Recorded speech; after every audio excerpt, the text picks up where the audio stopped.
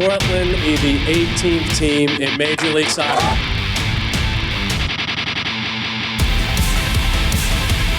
It's the City of Portland's championship. It is great to be home.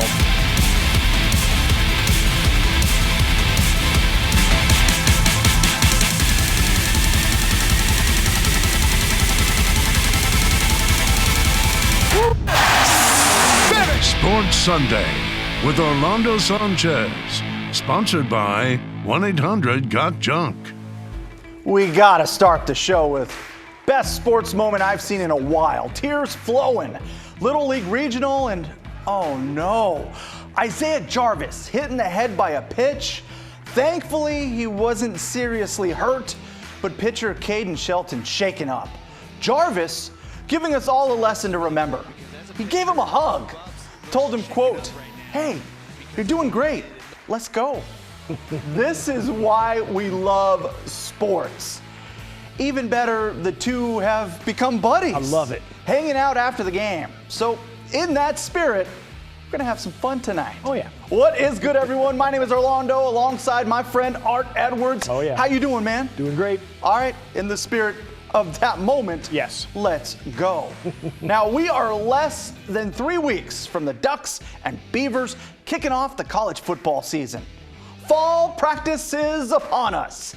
On Saturday, the 12th ranked Ducks held their first scrimmage at Autzen Stadium. Yeah. Just one problem for us. No video cameras allowed. Okay, but we've got a solution here. And we spare no expense, Art, here on Sports Sunday. You want to give me a hand here? Absolutely. Oh, yeah, man. Yeah. See, we got you covered. We do it all here for our viewers. So, Ducks head coach Dan Lanning said it was a good first scrimmage. First chance to really tackle. But the question that we're all asking, who's the starting quarterback? Bo Nix? Ty Thompson? Jay Butterfield? Lanning said they all had similar performances. All of them scored touchdowns. 2 of them threw interceptions.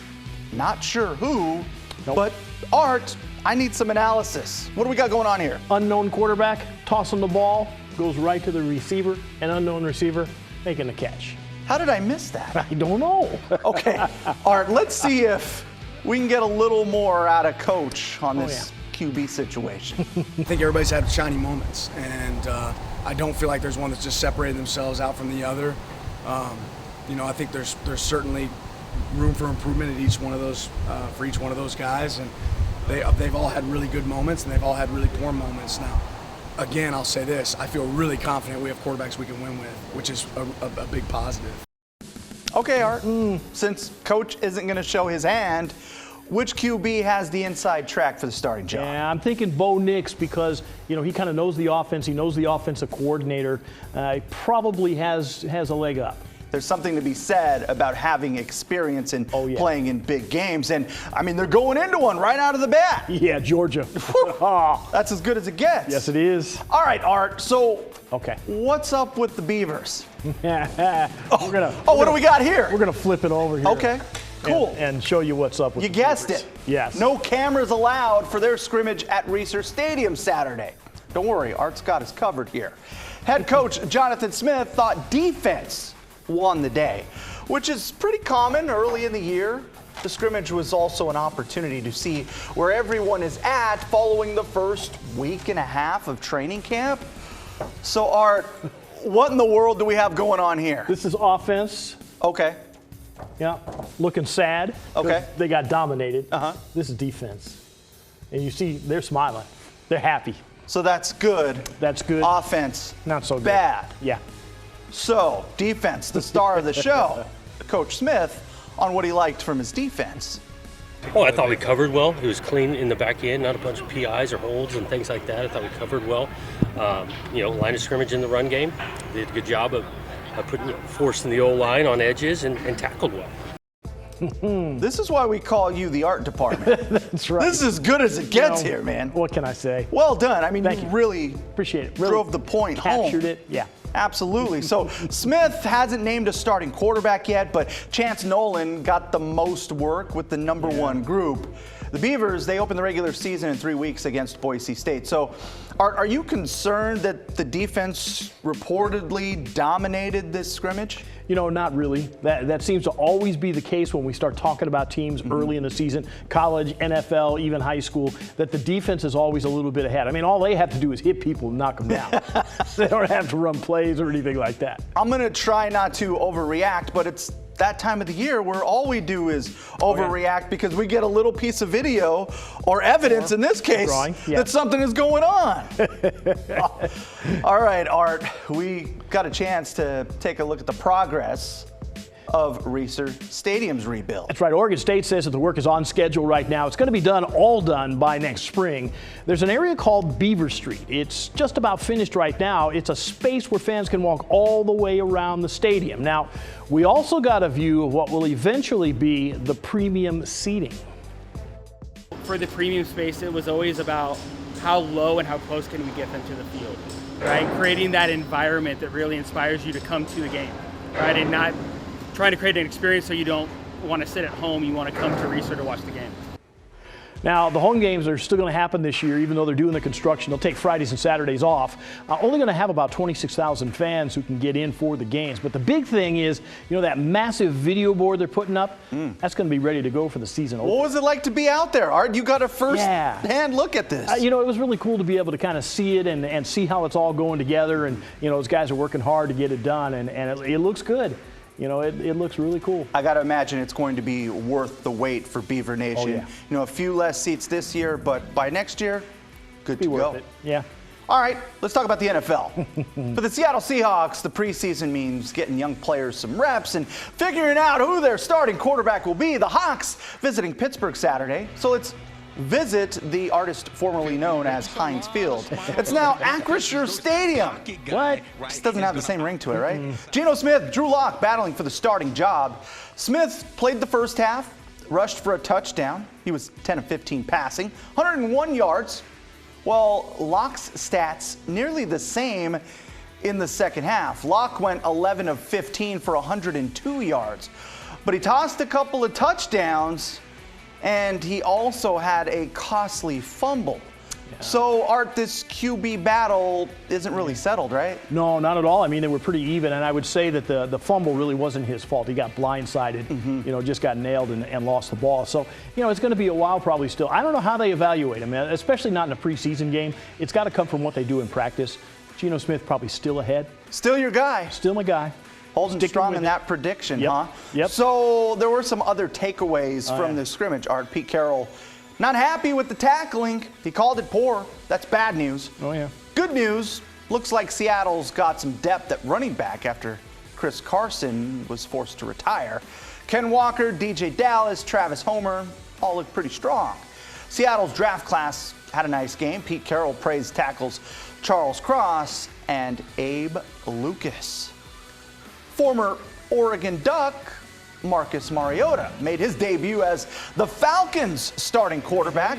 Mariota got the party started against the Lions, and this looks familiar, right? Look at that. Diving for the pylon, leading Atlanta on a 12-play, 82-yard scoring drive to open the game. His day was over, and the Falcons beat the Lions 27-23. Former Oregon quarterback Anthony Brown with the Baltimore Ravens. Now he signed with the team as an undrafted free agent. Had a nice first game as a pro. Went 10 of 15 for 117 yards. No touchdowns, but the Ravens did beat the Titans 23-10.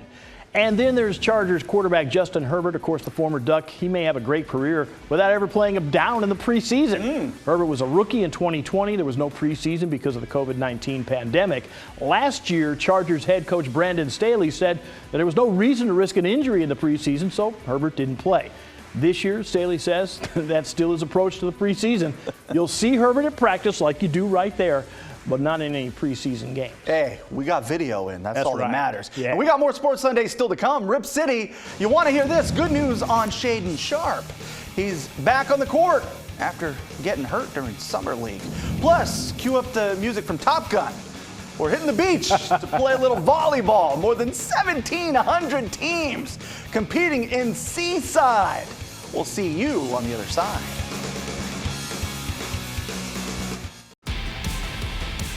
Welcome back to Sports Sunday. Change on the way at the University of Oregon. President Michael Schill leaving the U of O to take the same job at Northwestern. Schill's move doesn't just impact the university, but also sports and the Pac-12 conference. The Ducks lose some stability. Schill had been president since 2015, and the timing isn't great. This comes when the Pac-12 conference is fighting for survival after USC and UCLA left for the Big Ten.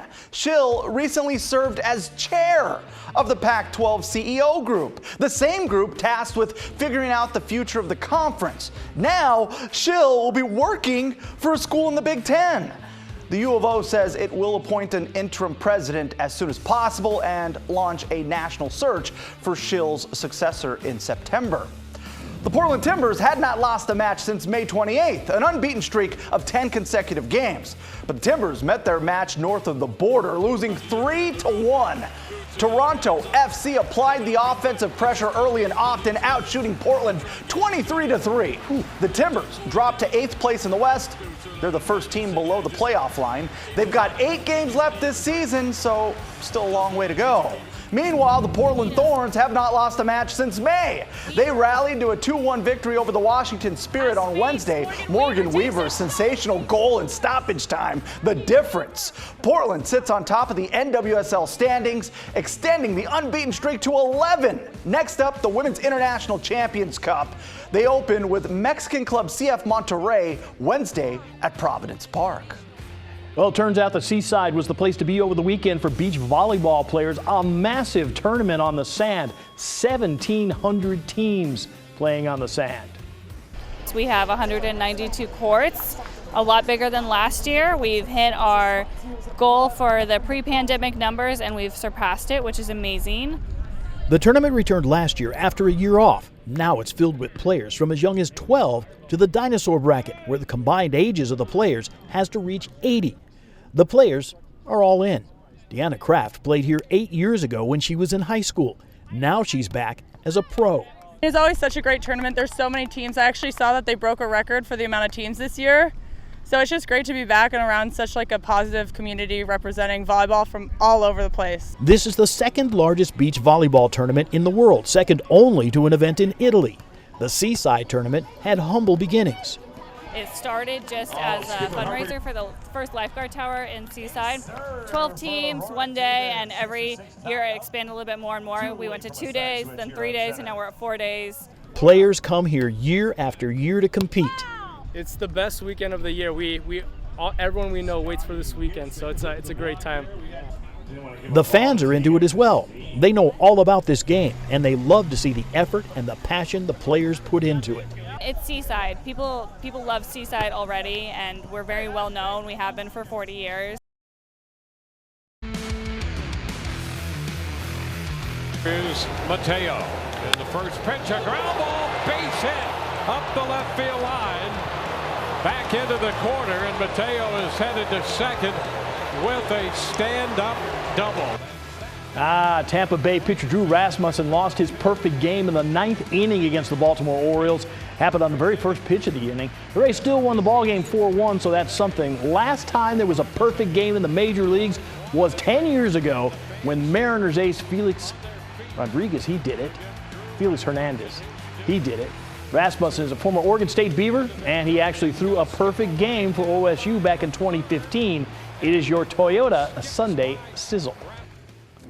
Rip City got some positive news. Portland Trailblazers first-round draft pick Shaedon Sharpe is back on the court. The team posted this slow-mo clip of Sharpe putting up a jump shot. That means he's been cleared to shoot.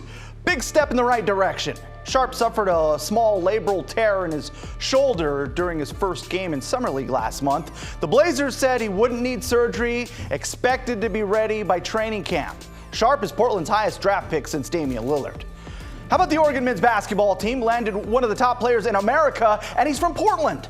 Mookie Cook, 5-star recruit, former Jefferson High School standout, committed to play for the Ducks this week.